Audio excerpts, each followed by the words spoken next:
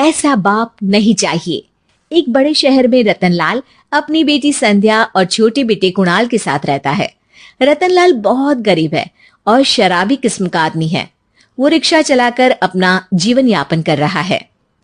रतनलाल एक अधेड़ उम्र के आदमी योगेश्वर को कभी कभी अपनी रिक्शा से मार्केट या मंदिर छोड़ता है और कभी कभी बाजार से उसका सामान भी ले आता है।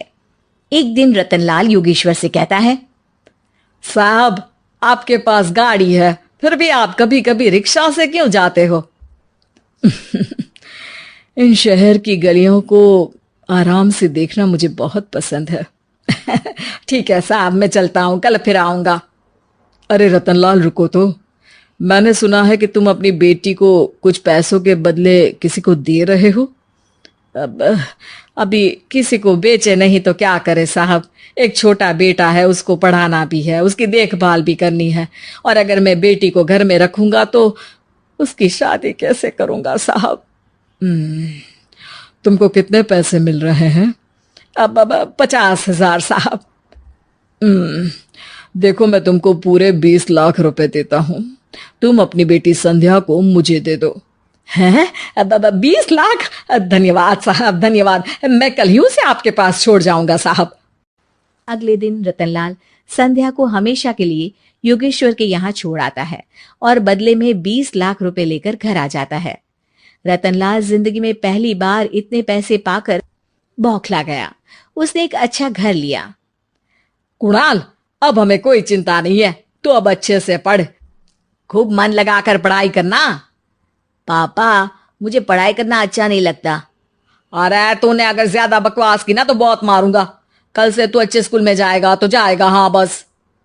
कुणाल का एडमिशन एक अच्छे स्कूल में हो जाता है, लेकिन आए दिन स्कूल से शिकायत आती ही रहती है। 10 साल बाद एक दिन प्रिंसिपल मैडम रतनलाल को स्कूल में बुलाती है। रतनलाल, आपका बेटा कुणाल बहुत आवारा हो गया है और ये बिल्कुल भी पढ़ाई नहीं करता है, बल्कि उसका दिमाग गलत कामों में जा रहा है। अब मैं उससे बात करूंगा मैडम। ठीक है, आज ये आखिरी मौका है, अगली बार तो मैं उसे स्कूल से ही बाहर निकाल दूंगी। रतनलाल घर आ जाता है और कुणाल से कहता है, कुणाल बेटा, मैं तुम्हारे ऊपर इतना पैसा लगा रहा हूं, फिर भी तुम स्कूल में सही से क्यों नहीं पढ़ते हो? आप तो रहने ही दीजिए, मैं सब जानता हूं कि ये पैसा कहां से आया है। और वैसे भी अब ये पैसा मेरा है, मेरा जो भी मन होगा मैं करूंगा। आज के बाद मैं कभी स्कूल नहीं जाने वाला। रतनलाल को अपनी बेटी की याद आती है और वो रोने लगता है। 5 साल बाद कुणाल एक दिन एक लड़की को शादी करके घर ले आता है। पिताजी, ये मेरी पत्नी है स्वीटी। तुमने शादी कर ली? हाँ, शादी कर ली मैंने, दिखाई नहीं दे रहा। और अब से आप फिर से कमाना शुरू कर दो, बहुत बैठ कर खा लिया। कुणाल, तुम इस बुड्ढे को घर में क्यों रख रहे हो? देखो ना, ये शराब पीता है, इसे घर से बाहर निकाल फेंको। अरे स्वीटी, ये मेरे पापा है, कैसे बाहर निकाल दूं? और वैसे भी घर में कोई तो चाहिए ना काम करने वाला, नौकर समझ कर रख लो। इस बुड्ढी को तो घर से बाहर निकाल कर ही रहूंगी मैं कब तक इसके लिए खाना बनाऊंगी। स्वीटी एक दिन घर के बाहर पार्क में अपनी दोस्तों के साथ बैठी होती है। तभी वो रतनलाल को बुलाती है। पिताजी, मेरे कमरे में मैं अपना फोन छोड़ आई हूं, जरा लाकर तो देना। हाँ जरूर, अभी लेकर आता हूं। रतनलाल फोन लेकर आ जाता है। कुछ समय बाद स्वीटी के फ्रेंड्स भी चले जाते हैं। स्वीटी अंदर आकर शोर मचाती है। चोर चोर! कहाँ है चोर?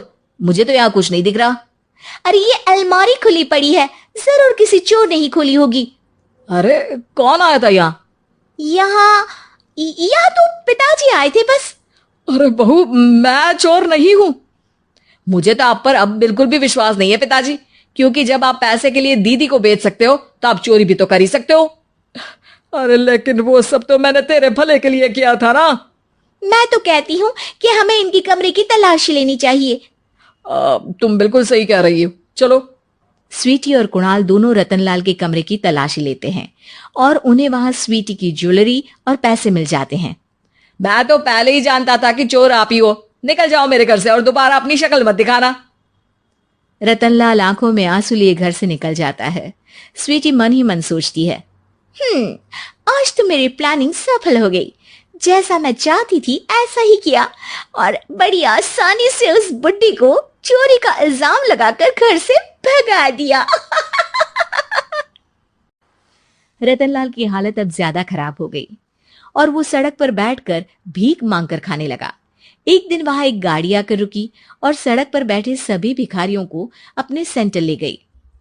एनजीओ की मालिक संध्या एक एक करके सभी को सुविधा मुहैया कराती है। तभी उसकी नजर रतनलाल पर पड़ती है। पिताजी, संध्या तू? पिताजी आपकी ये हालत कैसे हुई? ये सब मेरे बुरे कर्मों की सजा है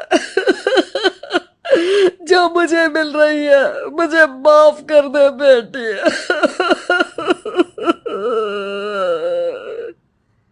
पिताजी, मैं आप पर बिल्कुल भी गुस्सा नहीं हूं, क्योंकि आपने मुझे यहां भेजकर अच्छा ही किया। मेरी जिंदगी बदल गई। लेकिन ये सब हुआ कैसे बेटा? आप ये नए कपड़े पहनो, तब तक मैं योगेश्वर अंकल को बुला कर लाती हूँ। योगेश्वर अंकल? हाँ अंकल। योगेश्वर जी ने तुझसे शादी नहीं की थी? नहीं तो पापा, उन्होंने तो मुझे पढ़ा लिखा कर इस काबिल बनाया है कि मैं आज सबकी सेवा कर पा रही हूँ। रतनलाल पश्चाताप करके रोता रहता है। तभी योगेश्वर भी वहां आ जाता है।